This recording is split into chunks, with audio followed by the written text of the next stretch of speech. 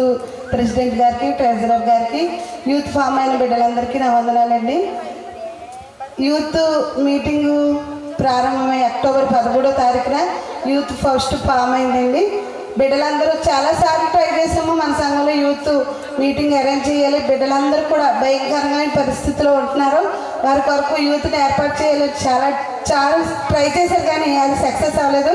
అయితే ఈసారి చాలా అతి తక్కువ కాలంలో వాళ్ళందరూ గ్యాదర్ అవటం, అలాగే వాళ్ళందరూ ప్రతి ఆదివారం 7 గంటలకే మీటింగ్కి రావటం, మన బిడ్డలు, మన సంఘ బిడ్డలు సంఘ పెద్దలతో కలిసి మాట్లాడినప్పుడు సరే అలా చేద్దామని వాళ్ళందరూ సహకరించారండి. బాల్యం నుంచి మనిషికి 4 ఉంటాయి కదా కాలాలు. ఆ కాలంలో మొదటి కాలం బాల్యం, రెండవ కాలం యవ్వన కాలం, తర్వాత కౌమారం, వృద్ధాప్యం అంటారు. రెండవ దశలో వాళ్ళు ఉన్నారు యూత్ దశలో.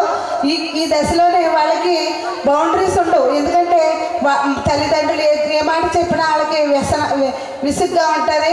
వాళ్ళని సరైన దారిలో పెట్టాలంటే తల్లిదండ్రులుగా, సంఘంగా వారికి కొన్ని సలహాలు, సూచనలు ఇచ్చి వారికి మంచి భవిష్యత్తులో నడిపించాలన్నదే మన సంఘ ధ్యేయం. కాబట్టి ఈ సంఘ యూత్ విషయంలో సంఘ పెద్దలందరూ సహకరించారు, అలాగే పాస్టర్ గారు కూడా సహకరించారు. ఈ బిడ్డలందరూ నా బిడ్డలే, చిన్నప్పుడు నా చేతిలో పెరిగారు.